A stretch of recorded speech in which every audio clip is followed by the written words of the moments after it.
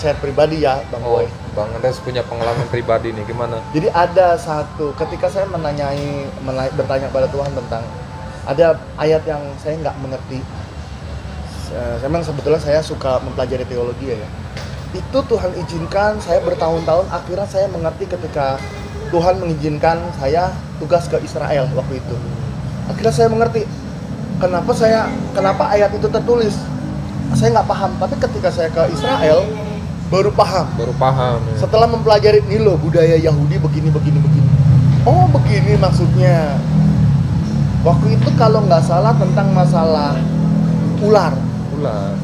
ular bangsa Israel kalau mau sembuh dari penyakit ini harus melihat ular itu di Gunung Sinai. Waktu itu Musa membuat gunung itu ya ular tembaga. Nah apa namanya karena bangsa Israel waktu itu kan berbuat salah ya, udah ini akhirnya harus melihat ular tembaga ini.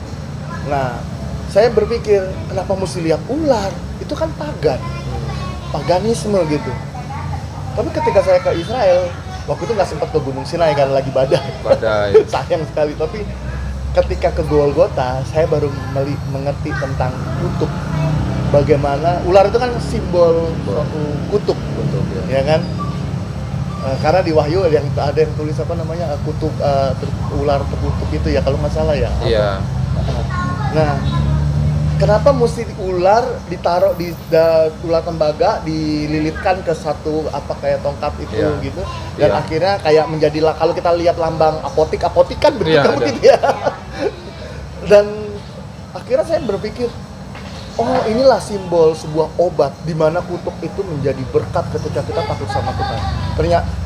Terus dari situ saya lihat waktu itu saya ke Golgota, saya melihat oh Yesus itu berarti mau menjadi kutuk supaya kita tidak kena kutuk.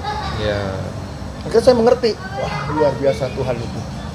Dan ketika saya setelah udah bertahun-tahun saya lihat film seri judulnya The Chosen, itu serial ya.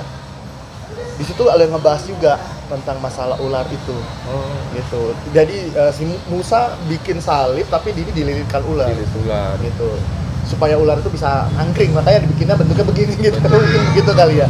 Nah, di situ saya lihat saya kembali diingatkan itu lagi waktu saya nggak mengerti, diingatkan lagi bahwa bayangkan media The Chosen memilih media sebagai sarana memberitakan kabar sukacita. Dan di situ saya melihat juga, saya disadarkan kembali Tuhan kita tuh luar biasa. Tuhan yang mulia mau dijadikan menjadi kutub buat kita supaya kita selamat. Jadi bagi saya adanya media kita mengomongkan sesuatu firman Tuhan bukan diperdebatkan.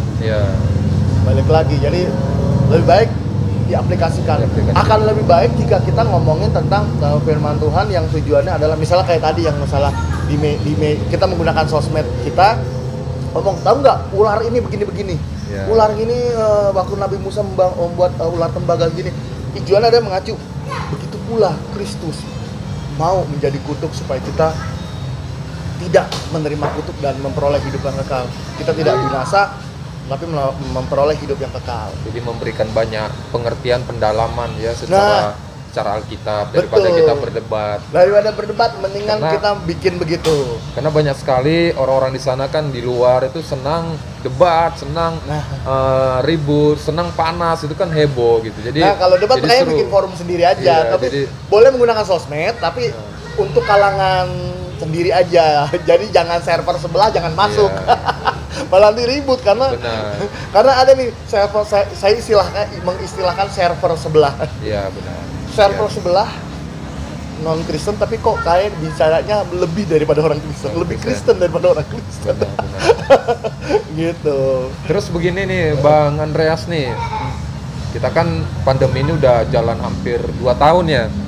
Dan juga banyak gereja, mungkin kalau gereja yang cukup mendukung alat-alat medianya, dia bisa maksimal atau bisa berjalan dengan baik lah begitu. Tapi banyak juga gereja-gereja khususnya perintisan atau gereja-gereja yang yang tidak terlalu mendukung alat-alat medianya. Mungkin ada tips atau apa masukan supaya mereka bisa tetap beribadah ya. Beribadah, dan juga mereka pelayanannya tetap menjangkau, tetap juga maksimal gitu. Wah, ini pertanyaan yang bagus tapi juga dibilang sulit. Enggak juga, tapi dibilang gampang, sulit juga. Begitu ya. Hebat nih Bang Boy. Jadi gini, kita perlu pahami juga karakter. Kalau menurut saya ya, pahami juga karakter jemaat gereja perintisan. Ya. Jika dia itu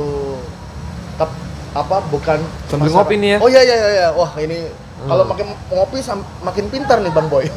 Iya benarnya. Apa sih ini Vietnam kopi ya? Iya, Vietnam kopi ya. Nah, jadi lihat dulu karakter jemaatnya. Kalau misalnya di perintisan tuh jemaatnya kebanyakan yang maaf kata yang mungkin kurang mampu untuk membeli gadget, tapi ini rata-rata udah pada murah ya. Iya. Harga 500 juga dapat. Ada. Gitu. Nah, kalau saran dari saya sih sebagai praktisi media, kita bisa membuat satu ibadah, bukan aplikasi, ibadah yang sangat sederhana. Jadi ya balik lagi, pengerja gerejanya tersebut bisa merekam puji-pujian penyembahan, habis itu firman Tuhan di handphonenya masing-masing, lalu dikirim ke WhatsApp, grup WhatsApp gereja tersebut, gitu. Jadi nggak usah diajak nonton ke YouTube gitu. Kalau misalnya susah, karena kan paket kuotanya mungkin nggak banyak yang jemaat-jemaat yang mampu untuk beli paket kuota bergiga-giga gitu kan ya. Nah, paling kalau misalnya durasi untuk WhatsApp, menurut saya kualitas ibadah itu yang lebih utama daripada kuantitas durasi gitu ya. Jadi mau 5 menit isinya pujian penyembahan, habis itu langsung masuk ke firman Tuhannya, mau 15 menit silakan, karena bagi saya di mana 2-3 orang berkumpul di situ Tuhan hadir. Iya. Gitu. Dan jadi sangat sederhana ya. Sangat sederhana. Terus juga ingat bahwa percakapan Yesus dengan perempuan Samaria yang waktu minta air itu ya. Bahwa Tuhan itu roh. Jika kita menyembah dalam roh dan kebenaran, bukan dengan ibadah-ibadah seperti yang sudah liturgi ya pada umumnya. Jadi meskipun lewat ini kita kirim by WhatsApp atau by Telegram ataupun nanti pakai YouTube juga atau Instagram Live ataupun pakai Facebook Live. Kalau kita mengikutinya dan beribadah dan menyembah Tuhan secara dalam roh dan kebenaran, Tuhan hadir, Tuhan berkenan. Jadi kembali kepada pribadinya yang merindukan Tuhan. Betul. Karena Tuhan itu dimanapun dia hadir, kita bisa merasakannya, bisa merasakan kasihnya. Jadi bukan karena media alatnya gitu. Kadang kita salah pola pikirnya gitu kan. Kita pikir kita nggak secanggih seperti teman yang lain, tetangga yang lain. Akhirnya kita. Nah, tadi Bang Andreas sangat bagus mengedukasi bahwa sangat sederhana, sangat simpel. Bisa cuman di grup WA, bisa kita kirim ke personal, mau bentuk pujian cuman durasi 5 menit, 10 menit, itu sangat memberkati. Gitu ya sahabat Tuhan, semua pendengar-pendengar yang menyaksikan ini tetap semangat. Mungkin ada lagi dari Bang Andreas mau disampaikan, mungkin khususnya banyak nih orang, mungkin awal-awal pandemi dulu orang nonton online atau itu masih semangat, tapi banyak orang mengatakan nonton itu nggak berasa ya. Tadi kembali juga ya, sebenarnya kita harus ke Tuhannya. Banyak orang bilang nggak berasa ya, kayak nggak ada yang sesuatu yang kurang gitu.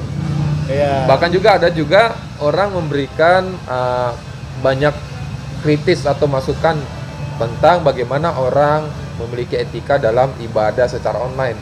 Karena kan banyak orang nggak siap, bisa dia sambil tiduran, sambil makan. Makanya banyak sekali ada statement mengatakan bahwa kita ini ibadah bukan menonton. Nah, kan banyak begitu kan, kita nonton. Tapi betul Bang Iya Boy, kan? itu tadi ucapan Bang Boy sebenarnya menempelak saya juga. Terima kasih diingatkan. Saya juga lupa, sahabat Tuhan, saya juga dan namanya juga manusia, saya lupa, saya minta maaf. Kadang saya lupa lagi sambil tiduran, oh ya ini kan ibadah. Langsung berdiri ambil sikap ibadah. Tapi tadi yang penting itu gimana bangun? Tadi Bang Andreas, orang mengatakan kok beda gitu.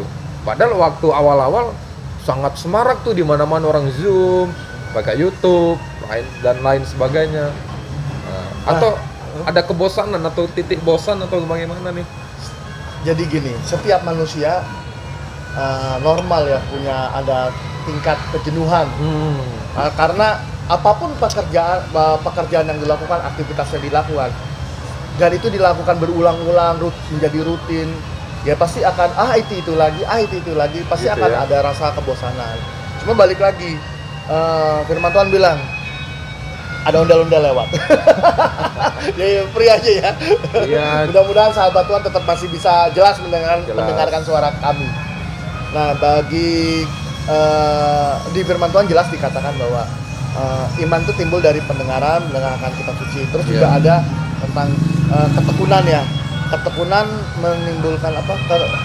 Saya agak lupa tuh ya. Ketahanan, Tahan uji. Yeah. Nah, jadi tekun aja. Kalau mungkin ada rasa bosan, pasti semua pekerjaan, kita bekerja di sekuler pun merasakan bosan. Tapi kalau kita tekun kita kerjakan ini nggak akan sia-sia. Gitu. Ya memang masanya begitu ya. Gitu ya. Jangan biarkan roh kita padam sebenarnya. Jadi kembali kepada setiap pribadi kita ya, sahabat Tuhan. Jadi sebenarnya kita harus bisa mengcounter, bisa mengambil alih kondisi-kondisi hati kita, keadaan, kadang dengan masalah, dengan pergumulan, kadang hati dan pikiran kita ikut terserang. Jadi kita harus bisa menguasai hati dan pikiran kita. Oh ya, mungkin ada ini. Ini khusus yang kan kalau misalnya ibaratnya dalam dunia media, ibadah online itu berarti kan yang membuat ibadah itu kan berarti pembuat konten. Iya. Nah, mungkin sedikit ada sentuhan kreatif gitu. Oh, jadi biar nggak bosan. Biar nggak bosan. Ini apakah nanti khotbahnya, misalnya pada saat sesi khotbah si hamba Tuhannya, ini kita ngomong tentang masalah gereja perintisan misalnya ya. Misalnya ngomongin tentang burung-burung di udara, tentang pemeliharaan Tuhan. Nah, dia mungkin bisa ngomong di sebuah taman yang mungkin ada burungnya, dia bilang, lihat saudara, di belakang saya ada burung-burung. Oh, jadi itu aja dipelihara Tuhan. Langsung ada ini ya, aplikatif ya, prakteknya ya. Iya, mungkin begitu, itu dari sisi kreatif itu. Tapi itu tergantung masing-masing ini sih, hamba Tuhan di gereja perintisan itu gitu. Iya, benar. Kayak Bang Boy kreatif, makanya punya channel YouTube. Tapi kalau secara umum memang di dalam kondisi seperti ini ya Bang Andreas, kita harus bersatu gereja Tuhan, tubuh Kristus ya. Betul. Kita jangan berbeda-beda dengan organisasi. Betul. Saya punya prinsip Bang Andreas bahwa di sini kita harus menunjukkan bahwa tubuh Kristus itu bisa bersatu. Ya. Jadi saya punya juga pemikiran prinsip bahwa sebenarnya gereja yang besar itu yang akan menolong gereja yang kecil. Nah, betul. Mengapa Tuhan berikan ada yang besar, ada yang memiliki banyak fasilitas atau pendanaan, kita bisa mendukung yang kecil. Tapi ini ngomong yang masalah yang gereja besar mendukung gereja kecil. Tapi bukan franchise kan? Bukan. Ini secara kita lihat tubuh Kristus.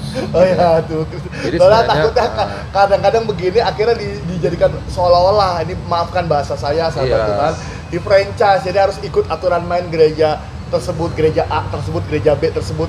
Atau menurut Bang Boy gimana nih? Bukan, saya lebih ke tubuh Kristus. Kita menyadari bahwa kita semuanya tubuh Kristus, gereja Tuhan. Jadi kita nggak lagi mementingkan diri sendiri, karena memang kita melihat bahwa di dalam 2 Timotius bahwa sifat-sifat akhir zaman orang akhir-akhir zaman sifat orang mementingkan diri sendiri, tidak mau peduli dengan orang lain, bahkan menjadi hamba uang, bahkan tidak tahu berterima kasih dan lain sebagainya begitu. Jadi ini menjadi suatu perenungan buat kita semuanya gitu. Ya.